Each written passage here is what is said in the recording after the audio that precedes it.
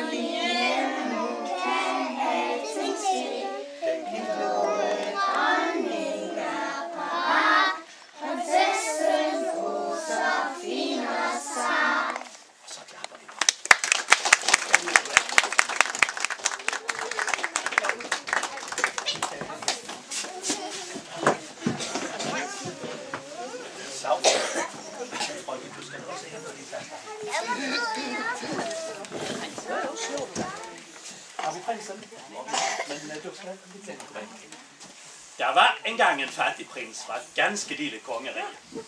Han ville giftes, og det skulle være med prinsessen fra det meget store kongerige. Ja, på prinsens grav så voksede der et dejligt rosentræ, der kun blomstrede hver 5. år, og der kun var en eneste rose. Den var så køn, og den duftede så sødt, at man glemte alle sine bekymringer, når man lugtede til den. Han havde også en nattergal, der kunne synge alverdens melodier så klart og smukt. Rosen og nattergalen pakkede han ind i 2 fine sølvæsker, og så sagde han: Kom her. Javel, prinsen. Tag den. Kom her. Og så kom bærerne frem. Der. Og i dag får du tage og lægge den ovenpå, for vi mangler en bærer. Ja. Og så får du hjælpe ham at slæbe ind der. Men, og så skal vi have den. Og de har jo lang vej at gå. Så får vi se, hvad der sker der på slottet. Prinsessen sagde på slottet: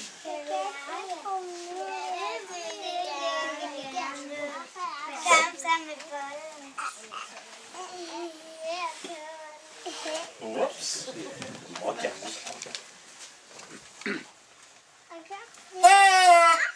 Nu var de fremme. Og så spurgte vagten. Det. Kom. Kom det indenfor.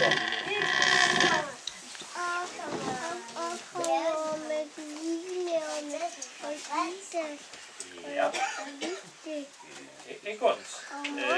Og så sætter du ned. Og så går du frem til prinsessen. Og så siger du: her kommer du først.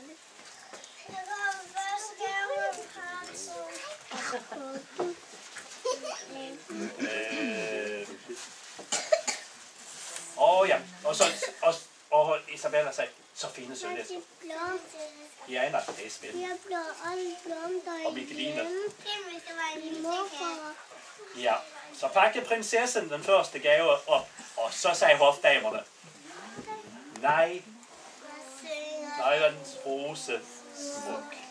Og så siger dronningen: den er mere end penge. Siger prinsessen: den er jo ikke engang lavet på papir. Ja, fint. Den er rigtig smuk. Tag dronningen. Lad os. Lad os se, hvad der er i den anden pakke. Så gik de frem med den anden pakke. Og så sagde de, her kommer den anden gave fra prinsen. En gave fra prinsen. Så pakkede hun op den anden gave. Godt pakket det. Og når hofdamerne fik høre nattergalen, blev de meget glade. Og så sagde hofdamerne, nej. Og dronningen siger nattergalen. Fantastisk. Prinsessen, jeg tror. Jeg tror næsten, kunne være lavet på Det budbringer. Nej, det er rigtig noget, siger prinsessen. Er det? Er det rigtig fint? Siger Diana. Ja, fy. Jeg fik Det er en rigtig nattergal. den og Og så sagde Mikkeline, tag den, tag den ud og lad den flyve. siger Isabella. Sig til prinsen. Jeg Nej, de ville ikke sige det. Så drengerne fik taget ud sine gaver igen. Det var lidt kedeligt, fordi nu har I kommet med så fine gaver. Så.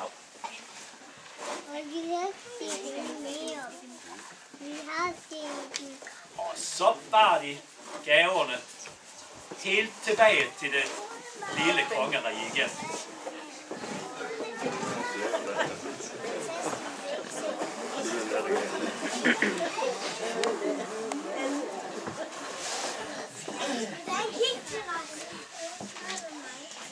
Så skal vi have prinsen frem. Så. Prinsen blev lidt sur, når han ikke måtte besøge prinsessen, men han udtænkte en snedig plan. Næste dag så smurte han sig ind i hovedet og tog gammelt beskidt tøj på. Og så gik han op på slottet, og så spurgte han vagten.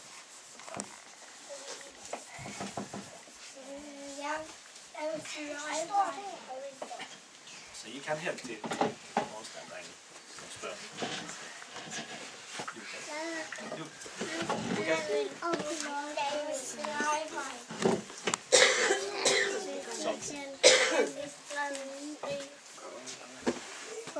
Tak, jeg starter med det samme, sagde svinedrengen. Ja, og så blev prinsen ansat som kongelig svinedreng. Han gik hen til stallen, hvor der var køer, grise, gedebuk og til tider en kat. Han passede svin hele dagen og gav dem mad. En dag så sagde overstaldringen til bukkene, gå ud på engen. Og så gik de afsted for at finde noget godt græs, men snart kom de til en bro.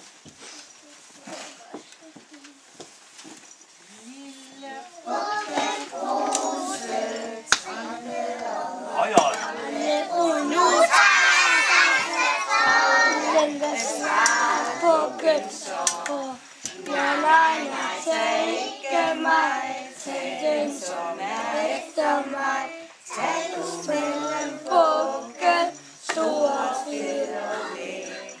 Lidt højere.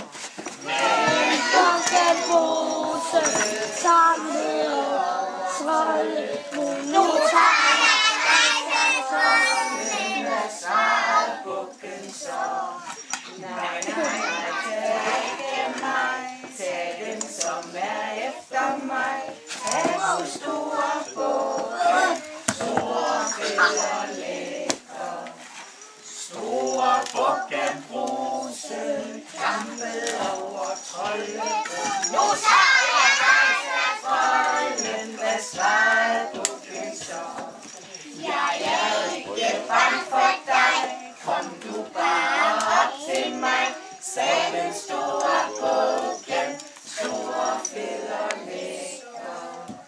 Store bukken Bruse, stange trolden ned i bukken Bruse, sammen går rigtig godt, bukkene sig klart flot, spiser græs på engen, hilser svinedrengen.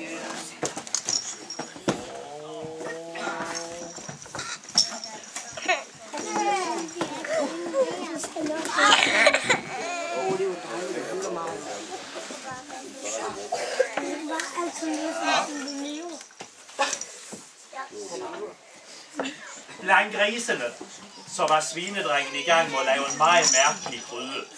Den havde bjælder, der kunne spille.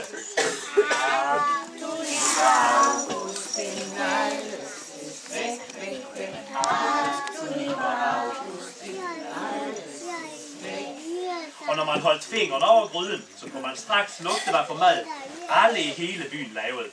Nu kom prinsessen, og hofdamerne spacerede, og de hørte melodien. Og så sagde prinsessen,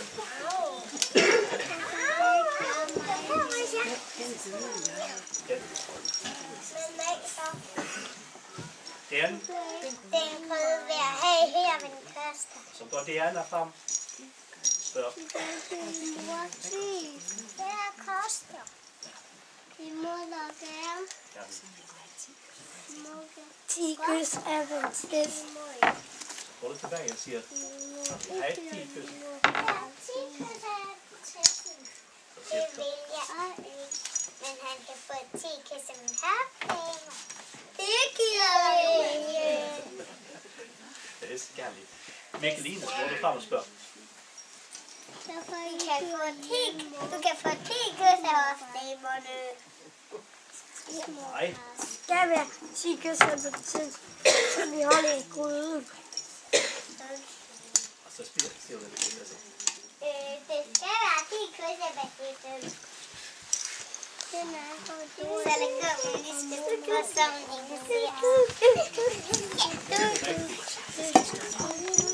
Så stod hofdamerne for. Og så begyndte kysseriet. 1, 2, 3,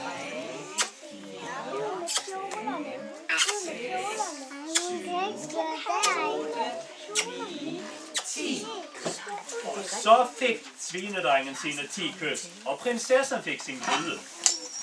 Og hun og hofdamerne gik tilbage til slottet og morede sig med gryden hele dagen. Nu vidste de, hvad alle fik at spise den aften, og så hørte de melodien.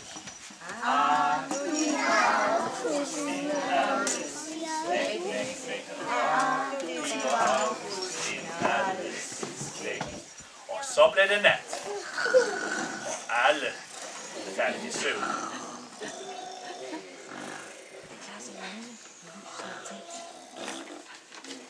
Sov rigtig godt den nat.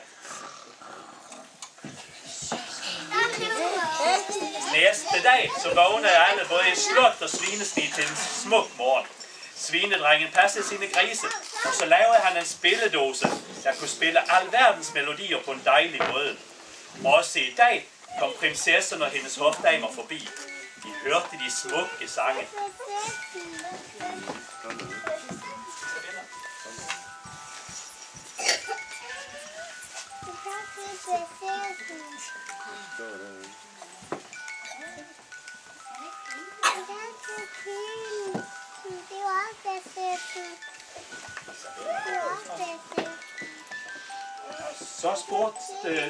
Så sagde prinsessen.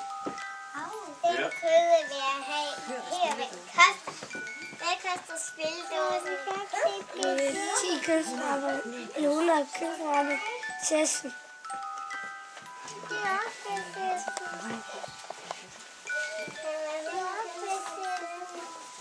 Nej, sig, at han får 10 kys af mig og resten af penge. Det gider vi. Det skal det var ikke mig. Du fik med 10 kys af prinsessen. Jeg fik 10 kys af prinsessen. Det var ikke mig. Og resten af hofdamerne. Skal være 10 kys af prinsessen, men så beholder jeg spilledåsen. Det skal jeg høre. Der skal noget. Så lægger min iskester først, så ingen ser os. Hofdamerne stod foran en gang mere, og der skulle kysses. Tæller I højt? 1,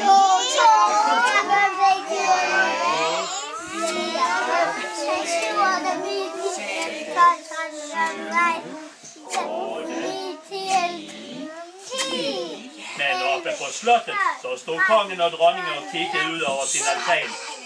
Og så sagde kongen, og dronningen siger, det ser. Og så tog de sine sko på og skyndte sig ned til svinestien. Her læste de frem til hofdamerne, der var ved at tælle kys. 10, 20, 30, 40, 50, 60, 70, 80. Så kom kongen frem. Hvad foregår der? Så blev hofdamerne meget bange, og så sad svinedrengen og prinsessen tilbage, og kongen han gav dem en gok. En forsigtig gok. Ud af mit kongerige begge to. Ja, ude med jer begge to. Og så sagde dronningen, vi vil aldrig se jer mere. Og nu blev det smidt ud, fordi prinsessen ikke forstod sig på den smukke rose og nattergalen. Men hun kunne kysse en beskidt svinedreng for noget legetøj. Det var jo ikke så godt, at det var på den måde. Jeg tror, der skal klappes lige lidt.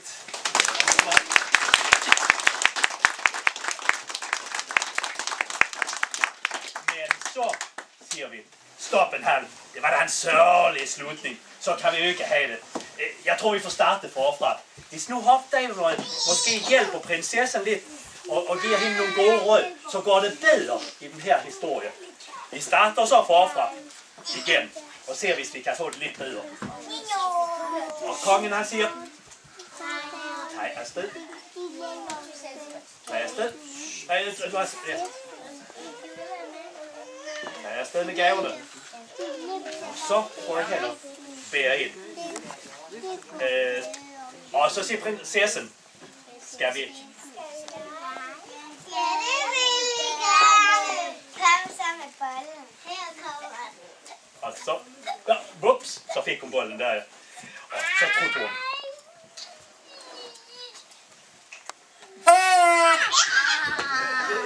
Og så står det bare lige.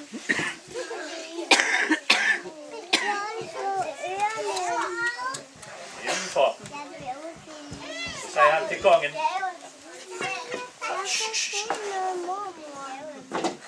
Og så siger Isabella, så fint. Ja, nej, det er spændende. Og Mikkeline, tænk. Tænk, hvis det var en Michigan. Og så går du frem med den første gave.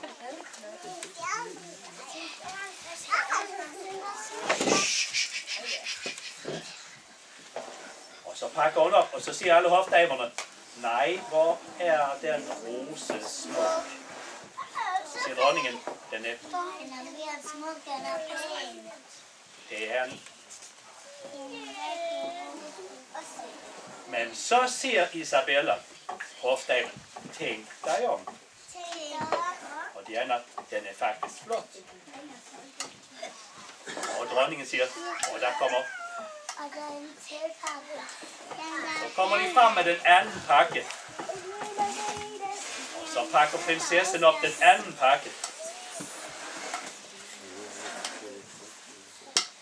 Og så siger hofdamerne, nej, hvor synger. Dronningen, nattergalen. Og prinsessen siger, den må være lavet på fabrik.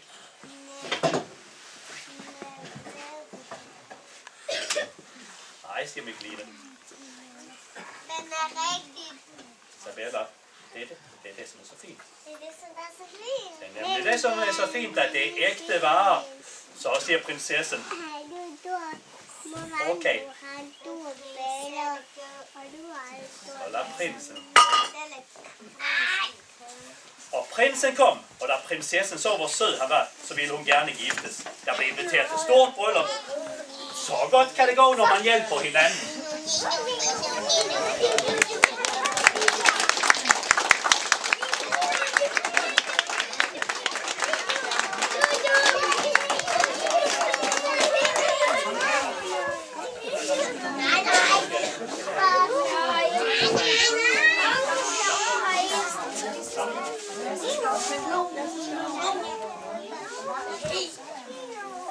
Og prinsen danser med sin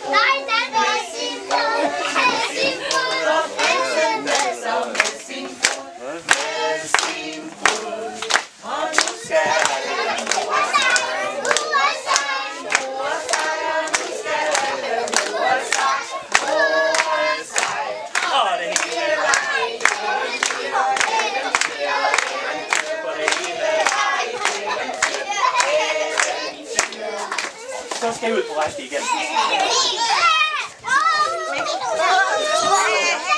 Vi skal stå op. Vi skal stå op.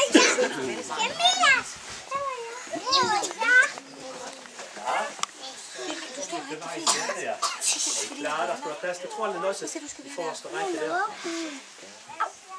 Det bliver vi. Dernede. Er I så klar? Venner, tak for denne gang. Vi slutter spillet med en sang. Hoffes damer var nu. Passen fisken søde fod. Så på for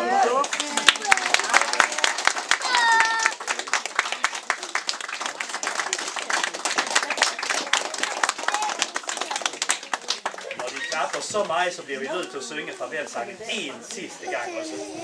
Eller en gang mere. Er I klar?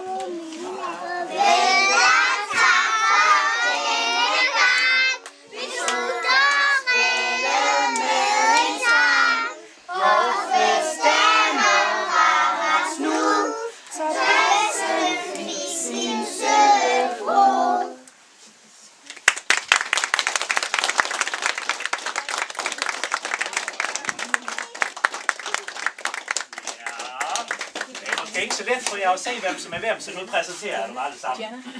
Fra den her side, så har vi først en god bærer. Han hedder Ras. Han fik bære ekstra meget i dag. Og så var det Ben, som også var en god bærer i dag. Budbringeren, som puttede i citron så flot. Det var Vilas.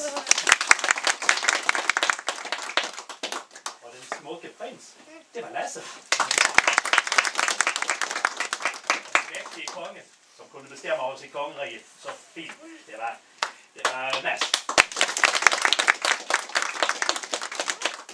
Og så havde vi vagten, så vi klarede det selv. Og vi klarede også hans replikker, det Dors replikker. Det var rigtig godt. Jonas. Og så har vi svinedrengen selv, som gjorde det også rigtig, rigtig godt. Det er Marius, som spiller svinedrengen. Så har vi en masse hofdamer. Den første hofdame her, det er Molly. Og så har vi Ida.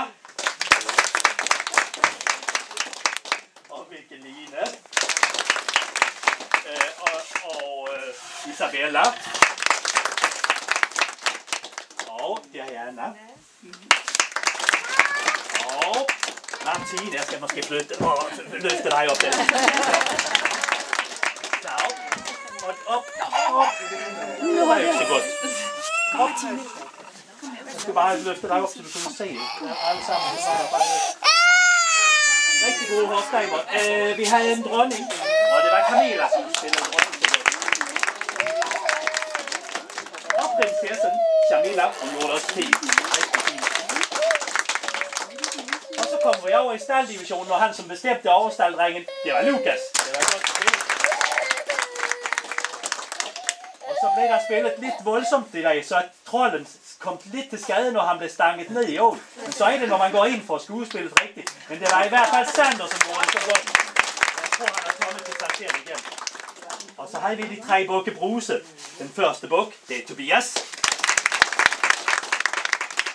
Og den anden buk, som stangede ned trolden, det var Victor. Og den sidste buk her, det var Mikkel. Og han klarede også. Og så har vi faktisk, når der var premiere, fik de roser, men det var ikke alle, der fik roser til den forestilling. Vi har faktisk en, som skal have roser her. Fordi at, det er vores egen, skal I høre, det er vores egen Olle. Hun er faktisk ikke rigtig Olle til den eneste en af de her børn nu, men vi kalder hende Olle stadigvæk. Hun har sygt flere, er det 4 eller 5 eller? Ja, måske mindst 4-5 af disse flotte dragter, så hun skulle også have en rose.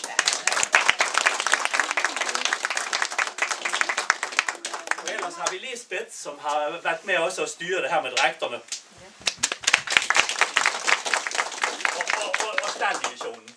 Og så Pernille, som også har styret stalddivisionen, og som har lavet en masse rekvisitter. Og her med den anden ende med budbringer og bærer og sådan. Det er altså, du har lavet lidt kulisser. Ja.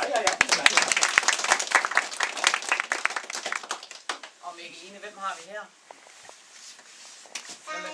Jeg vil godt en rode. Ja, verden. Vores. Hvad sagde der stykker? Ja.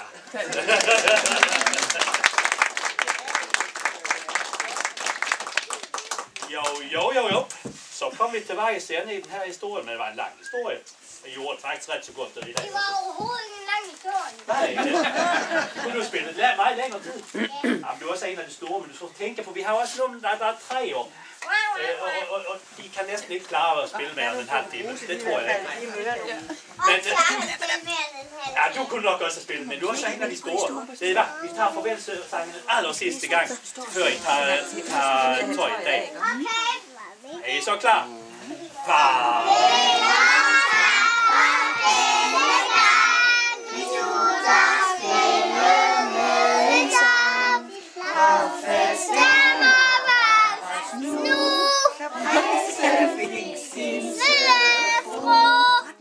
Så bukker I mig og rigtig.